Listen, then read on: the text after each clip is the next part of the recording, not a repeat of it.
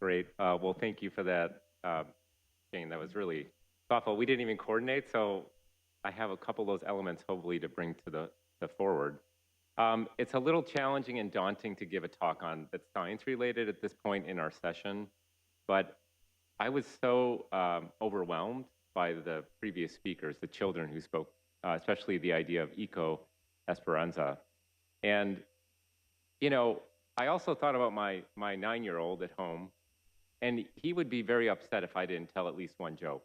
So why don't we, as a moment of encapsulation, he has 12 jokes. I'm not going to give you all 12, but I am going to give you one, which is, what does the Earth say to tease other planets? You have no life. Now, that is obviously, that sounds like kind of an unkind Earth, but I would say this, that is the singular purpose which binds us here. It is something we heard from Pope Francis. It's something we heard from the children. It's something we've heard as a unifying feature, this dedication to life as a holistic function of this planet, something that is so easy to take for granted. Or coming from Cornell, I'd be remiss if I didn't talk about the billions and billions and billions of stars for those who are Carl Sagan fans. And yet, nowhere can we find life like what we have here on this planet. Some would have a preference to be a multi-planet species. We know about those. I would say that's going to be very challenging if you don't have a planet Earth as your foundation. So I do want to just acknowledge Ramanathan for these incredible set of convenings. It's been very life-changing for me, as well as Marcelo and everyone else who helped organize the event. I'm going to try to keep this to just a few key points. And for those who, I'm a dean, so if you fall asleep, it's no problem. It happens all the time. Usually when I pick up the microphone, it's okay. But I am going to say this. I think we are experiencing a singularity right now. And it's not something that has come up much today. We are undergoing a radical transformation of our food system. And when you're in a threshold, it's kind of hard to see sometimes because the thresholds are always 20/20 hindsight. But if you look around us right now, this is what's happening. We have digital agriculture and AI infusing new tools, robotics, drones, sensors into the way in which we grow food, especially in the global north. We have new breeding technologies led by CRISPR-Cas9, and we have synthetic biology coming together to unify new ideas and approaches to grow biotechnology and seeds of the future. We have indoor production, which is kind of a failing enterprise, but I think there's still quite a bit of hope for controlled environment agriculture. That's happening, and that's taking advantage of technology and all these other advances in science. We have lab-based agriculture through cultured meat, which is now fully available in Singapore in the form of chicken that you can get from a lab. And I would say this, we are experiencing a global sustainability revolution that is going to go right through the center of our agri-food system.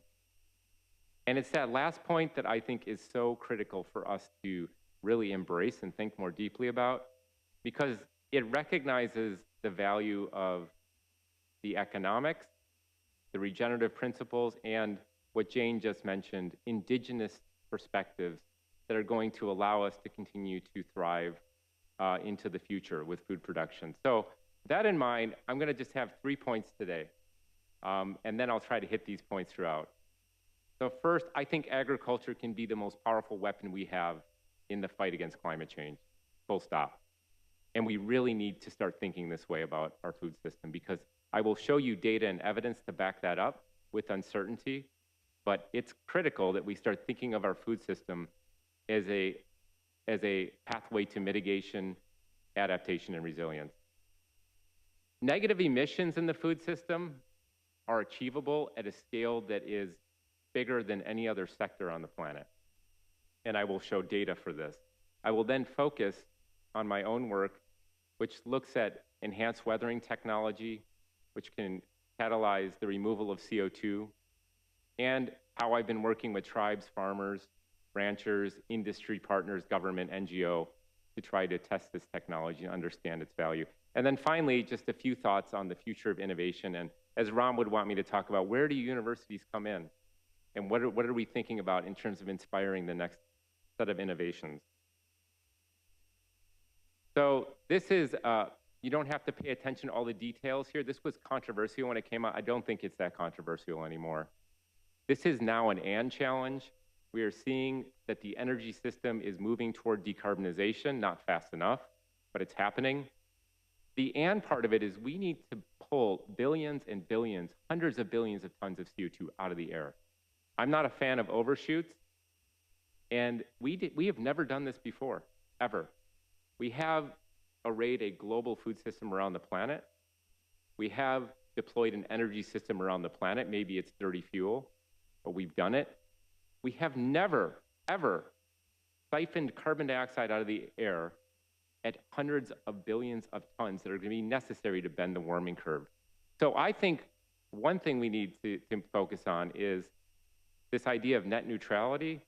We need gross emission to zero, and we need gross removals. This is where we need to put our thinking, because we are way past the point of net neutrality. I think we have to really move out of that concept. So with this in mind, we have to be aware that there's an elephant in the room that hasn't come up much. Roughly 30% of our emissions come from the food system. Okay, 30%. And if you scale out to the future of 2050 with 10 billion people, we published a paper, others have shown similar, this number will double by 2050 if we lock technology where it is. Okay, so that's catastrophic. It's harming our ability to grow food today, but it will definitely be worse into the future. However, what I want you to abstract from this, instead of all these numbers, is that we analyzed existing technologies in a global food system model with 10 billion people that was spatially structured, and we scaled those technologies at a level that was kind of the max capacity, and we asked, how much potential is there for carbon dioxide reductions in the ag system? And this is the answer. By 2050, if we scale existing technologies, we could be looking at 20 billion tons of net negative emissions from the food system. This assumes no dietary change, by the way. You can see there's a dietary lever that's about 8 billion tons if everyone switches to a plant-based diet, but this assumes no change in that transition. So this is the future. This is an idealistic scenario, but we really need to start imagining our agri-food system as solving the climate challenge in this way. However, this is definitely what my nightmares look like. If you were to develop a biogeochemist horror film, this is what the image would look like. Not many would go, but some of us would understand it. Right now, we're asking questions about agriculture's ability to remove CO2 from the air. We can't verify this carbon. We know this carbon is highly reversible, vulnerable back to the atmosphere. It's not clear whether these technologies or approaches like no-till, cover cropping are truly additive, and there can be side effects of certain interventions which are highly unknown. So we have a huge challenge in front of us. We have a challenge of carbon dioxide removal potential, but it is not being led effectively by the science. So what we need is verifiable, durable, and scalable carbon dioxide removal. This is in general, but especially in our agri-food system, this is critical. And it needs to be science-based and co-created and co-produced with farmers, ranchers, markets, industry partners.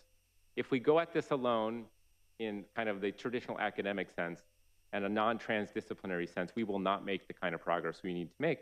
And we have to fail fast in order to succeed quicker. So let me tell you about enhanced weathering. So this is a technology that the planet developed a long time ago. It's the Earth's natural climate breaks. As rock weathering happens, it absorbs CO2. It's been used as an indigenous practice by the Rapa Nui, where they would add rock dust to the soil to create fertility. It can sequester carbon for thousands of years, and it can release nutrients. So all really good things. So this is a technology I call carbon capture with benefits, or co-benefits. And what I mean by this is you get nutrient release, you get water holding capacity, and you get CO2 removal. There's a lot of questions about this technology, so I'm going to run through several of what data-driven perspectives on what we're learning. So first, enhanced weathering across a number of different studies so far has shown about a 7 to 28% yield increase when rock dust is added to the soil. This is likely driven by pH benefits as well as nutrient benefits. What about carbon dioxide removal? Well, we teamed up with the state of California back in working with farmers in the Central Valley to deploy rock dust and evaluate carbon dioxide removal. There's my student, Iris Houlton. What we found was a doubling of CO2 removal in a cropland with corn within less than 3 months using this technology. This is an arid climate where it shouldn't really work that well.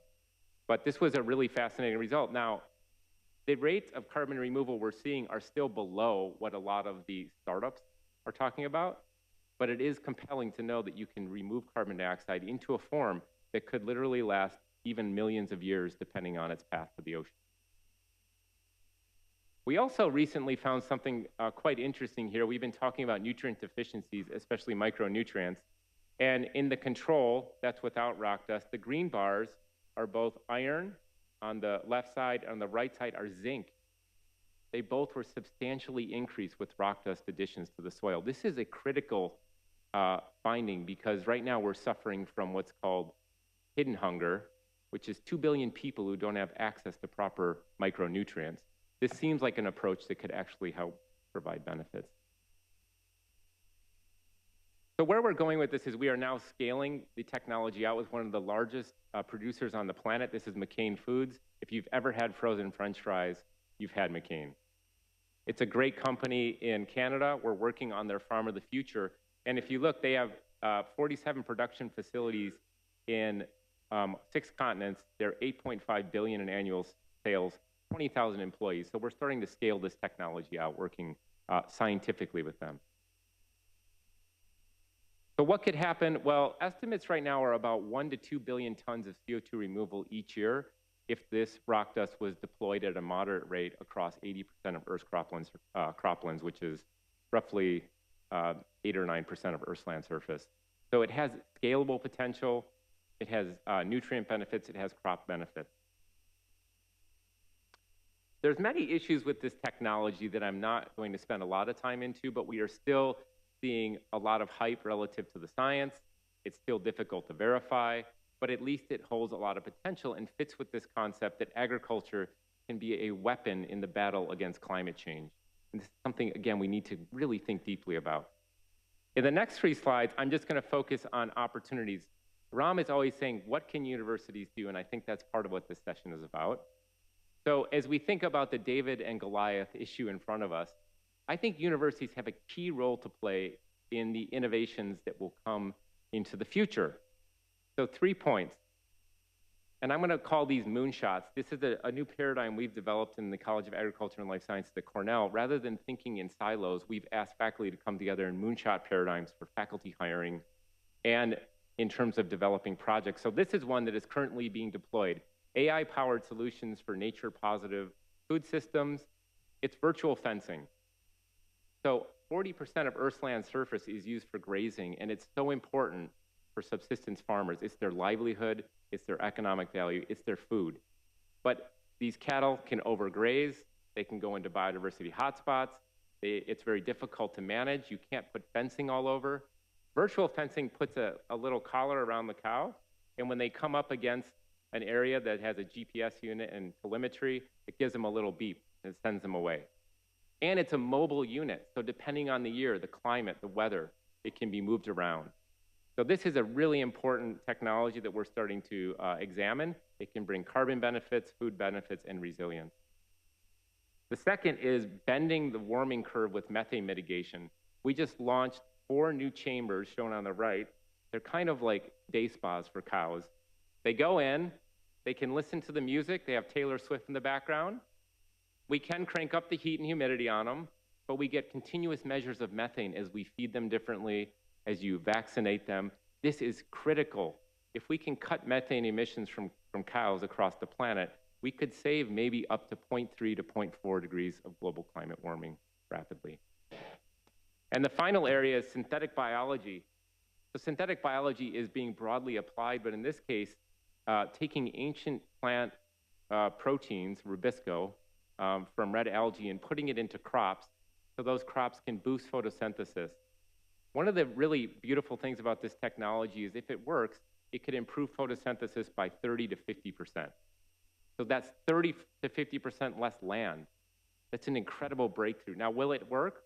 We'll find out, but we're already starting to see great progress on the technology. So with that, I have to end with a quote that Ram hit me off to. I know a lot of this sounds ambitious. Hopefully it's in the realm of hope and optimism, but everything seems impossible until it's done. I believe the future food system will be a catalyst for negative carbon emissions, and I believe farmers need to get paid for the carbon services they're providing. This is so important. If we put that into a policy, I'm telling you, farmers are the most innovative people in the world. They will figure this out. They will work with us. They will work with science, but let's get them paid. That's my last point. Thank you.